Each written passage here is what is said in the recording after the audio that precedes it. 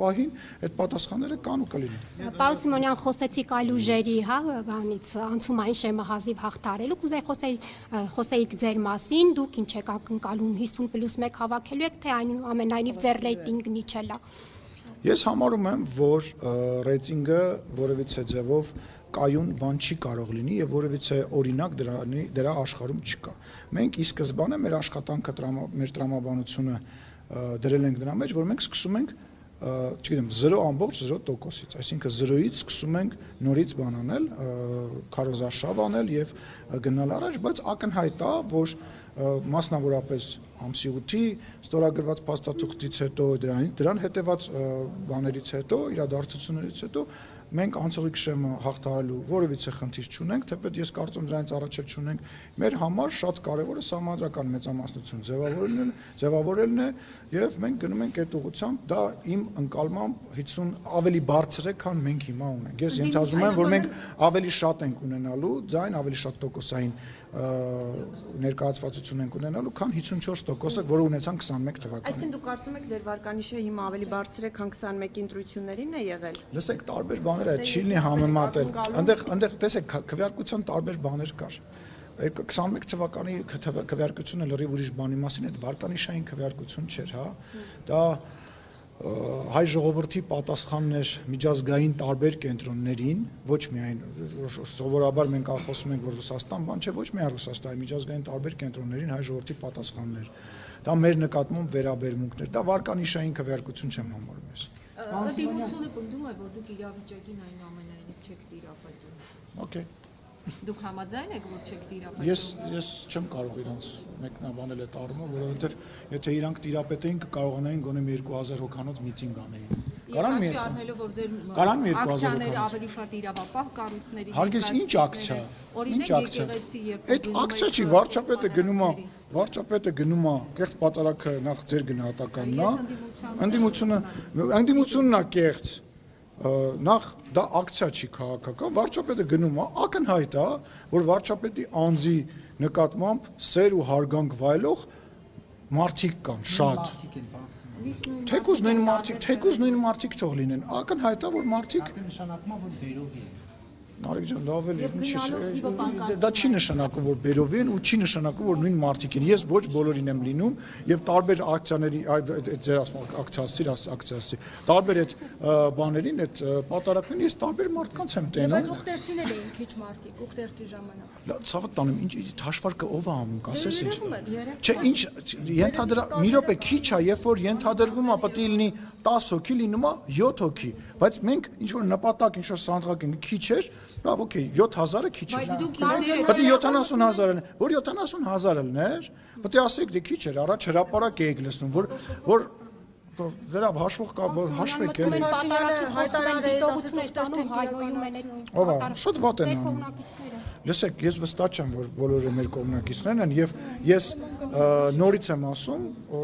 մեր ժողովրդի մեջ 1000, 2000, 3000 մարդու մեջ պարզա, որ ինչ-որ մարդ կա, որը որ կարող է իրան տգեղ պայի։ Բոլոր տեղերում նման մարդիկ կան, եղել են ու լինել են։ Ընդդիմության հավաքներին էլ են եղել, բայց դա չի նշանակում, որ այդ մարդը վատա, որովհետև այդ կուլտուրան եկեղեցի գնալու մեզ մոտենում են, մի րոպե, մեզ մոտենում են, այո, մեզ մոտենում են, ասում են շնորհակալություն, վարչապետին մոտենում, ասում են շնորհակալություն։ Սկսեցինք պատարակի, անկեղծ եմ ասում։ Գիտեք, դասեք, ամեն նաև տենց մարդիկ էլ կարող է լինեն տենց մարդիկ, չի բացառում։ Ինչ եք բացառում։ Դուք ինչ եք մտածում, որ ես, դուք կամ որևիցե մեկը կարող է 100, 50, 300, դուք ձեր մոտ մարդ չկա, որ ձեր շենքի, ձեր մուտքի հարևաններից մեկի հետ չի խոսում։ Մեր շենքերում,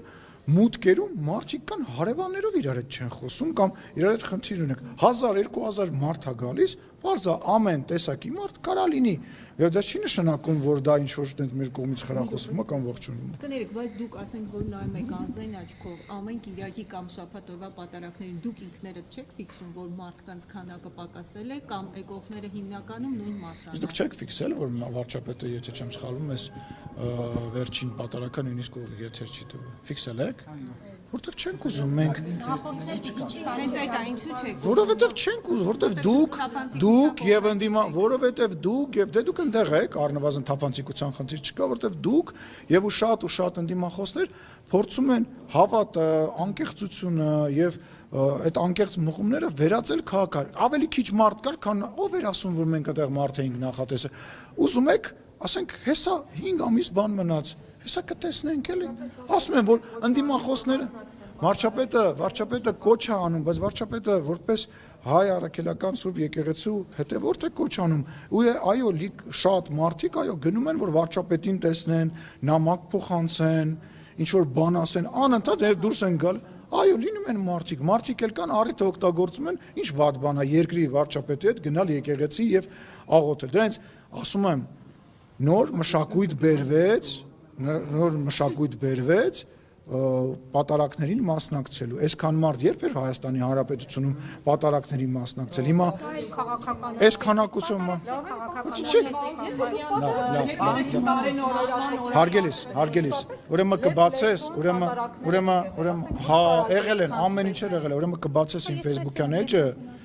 Facebook-յան էջը կբացես,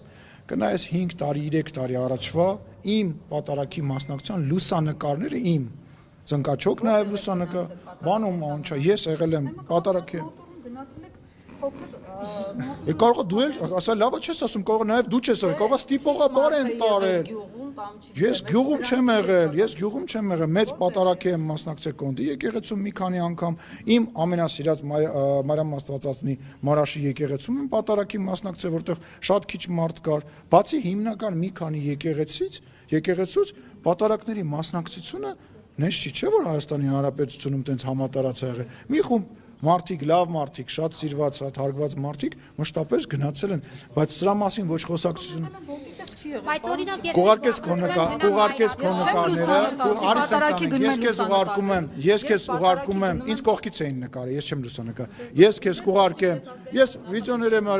եմ արել, մարդը որ գնում ուզում է կիսվի այդ բանով, եթե դու տենց գնացել ես պարփակվել ես քո մեջ, սա մի վերացի իմ ու քո անձնական զրույցի, ես չեմ գալու քո մոտ հարցազրույցի։ Հավատացյալների կռիվ, լուրջ ես ասում։ Շատ ուրախ եմ։ Անձնական տեղեկություններ կան, որ փետրվարի 1-ից հայ-թուրքական սահմանն է բացվելու երրորդ երկրների քաղաքացիների եւ դիվանագիտական անձնագրեր ունեցողների համար, այս մասով ինչ կարող եք ասել, կա նման բան։ Չեմ մեկնաբանի։ Չեմ ուզում մեկնաբանել։ Զարգացումներ սպասվում են կարճ։ Առանց մեկնաբանությունների։ Թերևս հարց, որը Առանց չեմ մեկնաբանում։ կարիքնի, պարոն Սիմոնյան,